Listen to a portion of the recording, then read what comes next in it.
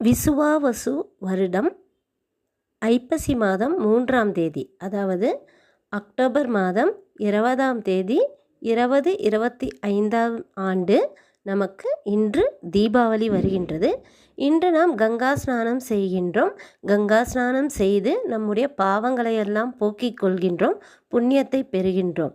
கங்கா ஸ்நானம் செய்வதோடு நாம் கங்காவதரான கதையையும் கேட்பதனால் நமக்கு பல நன்மைகள் உண்டாகும்.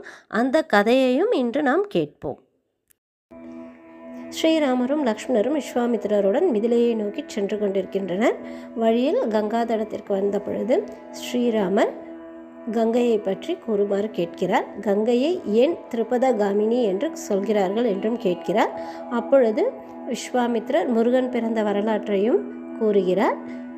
பிறகு திரிபதகாமினி என்று ஏன் கங்கைக்கு பெயர் வந்தது என்றால், அவள் 3 உலகங்களிலும் பாய்கிறாள். கங்காதேவியானவள் தேவலோகம், பூலோகம் மற்றும் பாதாள உலகத்திலும் பாய்கிறார்.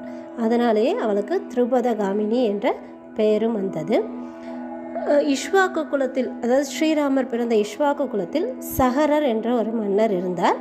அவர் நன்றாக ஆட்சி புரிந்து வந்து கொண்டிருந்தார். அவருக்கு 2 மனைவிகள், கேஷினி மற்றும் சுமதி. இந்த சுமதி என்பவள் கருடனின் அக்கா. இந்த இரு மனைவிகளுடன் சகரர் வாழ்ந்து கொண்டிருந்தார். ஆனால் அவருக்கு குழந்தை எதுவும் இல்லை. சகரர் இமயமலையில் சென்று தவம் புரிந்து கொண்டிருந்தார். வம்ச விருத்தி வேண்டி தவம் புரிந்தார். அப்பொழுது பிருகு முனிவர் அவருக்கு அந்த வரத்தை அளித்தார். ஆனால் 2 மனைவிகள் இருப்பதனால் ஒருவருக்கு ஒரு குழந்தையும், 2வது மனைவிக்கு மற்றொரு மனைவிக்கு 60,000 குழந்தைகளும் பிறக்கும் என்று ஆசீர்வதித்தார். இந்த வரத்துடன் சகரர் வந்து மனைவிகளிடம் கூறினார். அப்பொழுது கேஷினி எனக்கு ஒரு குழந்தை போதும் என்று கூறினார். அதாவது பிருகு முனிவர் என்ன கூறினார் என்றால், ஒரு குழந்தை பெறுபவருக்கு அந்த குழந்தைக்கு வம்ச விருத்தி உண்டாகும். ஆனால் அவர் அவ்வளவு ஸ்மார்ட்டாகலாம் இருக்க மாட்டார் என்று கூறினார்.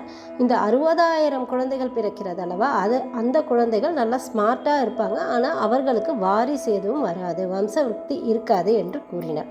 இப்பொழுது சகரரின் மனைவியான கேஷினி எனக்கு ஒரு குழந்தை போதும் என்று கூறினார். சுமதி என்பவள் அதாவது கருடனின் அக்கா 60,000 குழந்தைகளை வேண்டினார். அவ்வாறே இருவருக்கும் குழந்தைகள் பிறந்தனர். கேஷினிக்கு பிறந்த குழந்தை அசமஞ்சன். அவன் கொஞ்சம் மந்த புத்தி உடையவனாக இருந்தான். தர்மத்தை கடைபிடிக்காதவனாக இருந்தான். அங்கு இருப்பவர்களுக்கெல்லாம் கொடுமைகளை இழைத்து கொண்டு இருந்தான்.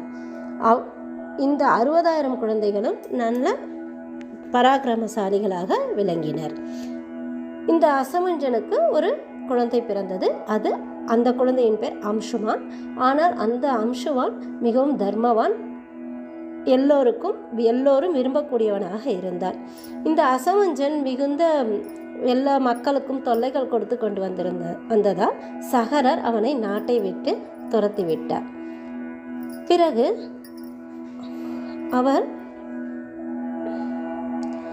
அஸ்வமேத யாகம் செய்ய வேண்டும் என்று அஸ்வமேத யாகத்தை செய்கிறார். அதை எங்கே செய்கிறார் என்றால் ஆர்யாவர்த்தம் என்ற இடத்தில். இந்த இடம் எங்குள்ளது என்றால் விந்திய மலைக்கும் இமயமலைக்கும் இடையில் இருக்கும் இடத்தில் அவர் அந்த யக்னத்தை செய்கிறார். அஸ்வமேத யாகம் என்றால், அஸ்வம் என்றால் குதிரைகள் கொண்டு அவர் யாகம் செய்ய துவங்குகிறார். பொதுவாக இந்த அஸ்வமேத யாகம் 1000 அஸ்வமேத யாகம் செய்துவிட்டால் அவர்களுக்கு இந்திர பதிவை அடையலாம் என்ற வரம் இருக்கிறது. அதனால் எப்பொழுதும் யார் அஸ்வமேத யாகம் செய்தாலும் இந்திரனுக்கு சற்று பயம் உண்டாகி அந்த யாகத்தை அவன் தடுத்து விடுவான். அவ்வாறாக இவர் சகரர் அஸ்வமேத யாகம் செய்யும் பொழுது அந்த குதிரையை அவன் ராட்சச வடிவில் வந்து குதிரையை திருடி சென்று விடுகிறார். பிறகு அவர் எல்லா இடங்களிலும் தேட வேண்டுமே என்று தேட முனைகிறார். அப்பொழுது அங்கிருந்த முனிவர்கள் எல்லாம், நாங்கள் இந்த யாகத்தை செய்து கொண்டிருக்கிறோம், நீங்கள் விரைவாக அந்த குதிரையை கண்டுபிடித்து கொண்டு வாங்க. அந்த குதிரை தான் முக்கியமானது, அந்த குதிரையை வைத்து தான் யாகம் செய்கிறார்கள். அதனால் உடனே சகரர் தனது 60,000 பிள்ளைகளையும் அழைத்து, நீங்கள் எங்கிருக்கிறது இந்த குதிரை என்று தேடி கண்டுபிடித்து குதிரையுடன் வாருங்கள் என்று கூறுகிறார். இவர்களும் எல்லா இடத்திலும் 60,000 குழந்தைகளும் மிகவும் சுறுசுறுப்பானவர்கள், பராக்கிரமசாலிகள். எல்லா இடங்களிலும் உலகத்தில் தோண்டி பாதாள உலகத்திலும் சென்று எல்லா இடங்களிலும் தேடிக்கொண்டிருக்கிறார்கள். எங்குமே கிடைக்கவில்லை. அப்பொழுது அவர்கள் கபில மகரிஷி இருக்கும் இடத்திற்கு வருகிறார்கள். அவர் மிகுந்த தவம் செய்து கொண்டிருக்கிறார். அங்கே இந்த குதிரையை கண்டுபிடிக்கிறார்கள். இவர்கள் எல்லோரையும் சந்தேகப்படுகிறார்கள். நீங்கள் குதிரையை எடுத்தீர்களா என்று எல்லோரையும் கொஞ்சம் வதைக்கிறார்கள். அதே போன்று கபில மகரிஷியின் ஆசிரமத்தில் இந்த குதிரையை கண்டவுடன் கபில மகரிஷியிடம் நீங்கள் தான் இந்த குதிரையை திருடி இருக்க வேண்டும் என்று கூறும்பொழுது அவர் தவத்தில் இருந்ததனால் அவர் மிகுந்த கோபம் உண்டாகி அவர் தவத்தை கலைந்ததனால் மிகுந்த கோபம் உண்டாகி இவர்கள் அனைவரையும் எரித்து பஸ்மமாக்கி விடுகிறார். பிறகு இந்த 60,000 குழந்தை மகன்களும் திரும்ப வராததனால் சகரர் அம்சுமான் தனது பேரனான அம்சுமானை தேடிக்கொண்டு போய் கண்டுபிடிக்குமாறு அனுப்புகிறார். அப்பொழுது ஒவ்வொருத்தவரிடமாக இவர் வழி கேட்டுக்கொண்டே வந்து இந்த கபில மகரிஷி ஆசிரமத்திற்கு வந்து நடந்தவற்றையெல்லாம் அறிந்து கொண்டார். இவ்வாறாக தன்னுடைய அந்த 60,000 சித்தப்பாக்கள் எல்லாரும் எரிந்து பஸ்மமாகிவிட்டனர் என்று தெரிந்து கொள்கிறார். ஆனால் குதிரையை அங்கு கண்டவுடன் அந்த குதிரையை மீட்டு கொண்டு வந்து சகரரிடம் கொடுத்து விடுகிறார். சகரரும் அந்த அஸ்வமேத யாகத்தை இனிதே முடித்து விடுகிறார். ஆனால் அவர்கள் அந்த 60,000 பேரும் அவர்கள் பஸ்மமாகிவிட்டதால் அவர்களுக்கு முக்தி கிடைக்காததால் அவர்களுக்கு என்ன கூறுகிறார்கள் என்றால், நீங்கள் கங்கை கரையில் இந்த பஸ்பத்தை, அதாவது இந்த அஸ்தியை கரைத்தால், அந்த சாம்பல் இருக்கும் அல்லவா, அதை கரைத்தால் தான் அவர்களுக்கு முக்தி அடைய முடியும் என்று கூறுகின்றனர்.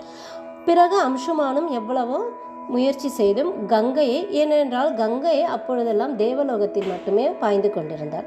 கங்கையை இங்கே கொண்டு வருவதற்கு அவர்களுக்கு வழி தெரியவில்லை, ஒன்றும் முடியவில்லை. சகரரும் முயற்சிக்கிறார், ஆனால் கங்கையை கொண்டு வர முடியவில்லை.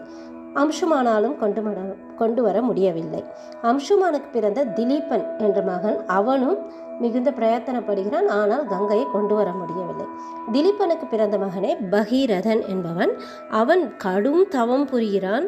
1000 வருடங்கள் தவம் புரிந்து பிரம்மாவிடம் வரத்தை பெறுகிறான். அவன் 2 வரங்கள் கேட்கிறான். எனக்கு வம்ச விருத்தி வேண்டும் என்று. ஏனென்றால் அவன் தவத்திலேயே இருந்து விட்டான், அவனுடைய குலம் விளங்க வேண்டும் அல்லவா, அதற்காக. பிறகு கங்கையானவள் நம் பூமிக்குள் பாய வேண்டும் என்றும் கேட்கிறான். பிரம்மா கூறுகிறார், என்னால் இதை கொடுக்க முடியாது, நீ சிவபெருமானை நோக்கி தவம் செய்யவும் என்றான். மீண்டும் அவன் மிகவும் கடுமையான தவம் செய்து ஒற்றை விரலில் நின்று கொண்டு தவம் செய்கிறான். பிறகு சிவபெருமான் அவனுக்கு என்ன வர வேண்டும் என்று கேட்கிறார். இவன் கேட்கும் வரம் கங்காதேவியானவள் இங்கே வர வேண்டும், பூமிக்கு வர வேண்டும் என்று சொன்னவுடன் சிவபெருமானும் அந்த கங்காதேவியை தன்னுடைய கூந்தலில் அழைத்து வைத்து கொஞ்சம் ஏனென்றால் கங்காதேவியானவள் மிகுந்த ஆக்ரோஷத்துடன் பாய்பவளாக இருக்கிறார். அவள் பூமிக்குள் வந்தால் பூமி தாங்காது என்றே பிரம்மாவும் கூறுகிறார். சிவபெருமானால் மட்டுமே அந்த கங்கையை கண்ட்ரோல் செய்து அந்த ஆக்ரோஷம் இல்லாமல் அனுப்ப முடியும் என்று கூறுகிறார். அதனால் சிவபெருமானும் அவ்வாறு தன் கூந்தல் மூலமாக அவளை முடித்துவிட்டு சிறிதாக வருமாறு அவர் செய்கிறார். இந்த கங்கையானவள் 7 பகுதியாக பிரிந்து கிழக்கு பகுதியிலும் மேற்கு பகுதியுமாக பிரிந்து பாய்கிறாள். அதில் மேற்கு பகுதியில் கிளாதினி, பாவினி, நளினி என்றும், கிழக்கு பகுதியில் சுச்சக்ஷு, சீதா, சிந்து என்றும் பாய்கிறார். இதெல்லாம் பூ உலகத்தில் பாயவில்லை. 7வது பகுதியானவர் மட்டும் ட்ரிபியூட்டரிஸ்ன்னு சொல்லுவோம் இல்லைங்களா, 7 ட்ரிபியூட்டரியாக பிரிந்து அந்த ஒரே ஒரு கற்றை இது மட்டும் பூமிக்குள் வருகிறது. பகீரதனும் மிகவும் சந்தோஷமாக பகீரதனை அவள் பின்தொடர்ந்து வருகிறார். பகீரதன் குதிரையில் சென்று கொண்டிருக்கிறான். பகீரதன் தன்னுடைய அந்த 60,000 தாத்தாக்களும் இறந்து பஸ்மமாக இருக்கிறார்கள் அல்லவா, அந்த இடத்தை நோக்கி அவன் சென்று கொண்டிருக்கிறார். அவன் பின்னாலே இந்த கங்காதேவியானவளும் பாய்ந்து கொண்டு வருகிறாள். அவள் மிகுந்த சந்தோஷத்துடன் குதூகலத்துடன் இந்த கடலில் அலைகள் எவ்வாறு வரும் அதுபோன்று மிகுந்த சந்தோஷத்துடன் அங்கும் இங்கும் புரண்டு கொண்டு அவள் சந்தோஷமாக வந்து கொண்டிருக்கிறார். அப்பொழுது வழியில் ஜன்னு மகரிஷி என்பவர் தவம் செய்து கொண்டிருக்கிறார். இந்த கங்கை மிகவும் ஆட்டம் போட்டு வந்து கொண்டிருப்பதை பார்த்தவுடன் இவள் மிகவும் கர்வத்தோடு வருகிறாளே என்று அவர் அந்த கங்கையை தன்னுள் எல்லாம் குடித்து விடுகிறார். இந்த பகீரதன் திரும்பி பார்த்தால் கங்கை வரவில்லை. பிறகு என்ன விஷயம் என்று கேட்டால், ஜன்னு மகரிஷி அவள் மிகவும் அகங்காரத்துடன் வருவதாக எண்ணி அவளை குடித்து விட்டார் என்று தெரிகிறது. பிறகு அவன் தேவர்களை நோக்கி வேண்டி தேவர்களை உதவிக்கு அழைத்து, தேவர்களும் ஜன்னு மகரிஷியிடம், நீங்கள் தயவு செய்து அந்த கங்கையை விடுவிக்க வேண்டும், நீங்களே கங்கைக்கு தந்தையாவீர்கள், இப்பொழுது விடுவித்தால் நீங்களே தந்தையாவீர்கள் என்றெல்லாம் கூறி, பிறகு தேவர்கள் வேண்டுகோளுக்கு இணங்கி ஜன்னு மகரிஷியும் அவளை விடுவிக்கிறார். பிறகு கங்கா தேவியானவள் அந்த 60,000 பேரும் கபில மகரிஷியின் ஆசிரமத்தில் பஸ்மமாக இருந்தார்கள் அல்லவா, அங்கே வரை பாய்ந்து பிறகு அந்த பஸ்மத்தை எல்லாம் அஸ்தியை எல்லாம் கரைத்த பிறகு அவர்களும் முக்தி அடைகிறார்கள். இந்த திரிபதகாமினி என்பவள், இவளுக்கு கங்கைக்கு 3 பெயர்கள் உண்டு. திரிபதகாமினி என்றென்றால் 3 உலகங்களில் பாய்கிறவள், திவ்யா அண்ட் பாகீரதி. ஏனென்றால் இந்த பகீரதன் அல்லவா பூமிக்கு அவளை அழைத்து கொண்டு வந்தான், அதனால் அவளை பாகீரதி என்றும் அழைக்கிறார்கள். இந்த கதையெல்லாம் விஸ்வாமித்ரர் ஸ்ரீராமரிடம் கூறுகிறார். கூறிவிட்டு இந்த கங்காவதரண கதையை யார் கேட்கிறார்களோ அவர்களுக்கு ஆயுள் விருத்தி, தன விருத்தி, யசஸ் விருத்தி, புத்திர பௌத்திர பிராப்தி, ஸ்வர்க பிராப்தி, தங்களுடைய பித்ருகள் யாரும் கரையேறாமல் இருந்தால் அவர்களும் கரையேறுவார்கள், நாம் இதுவரை எந்த பாவம் செய்திருந்தாலும் அந்த பாவங்களும் போகும் என்று கூறுகிறார். நாமும் இன்று இந்த கங்கா கதையை கேட்டதனால் நமக்கும் பாவங்கள் எல்லாம் தொலைந்து புண்ணியங்கள் கிட்டும். அனைவருக்கும் இனிய தீபாவளி நல்வாழ்த்துக்கள். மங்களம் உண்டாகட்டும்.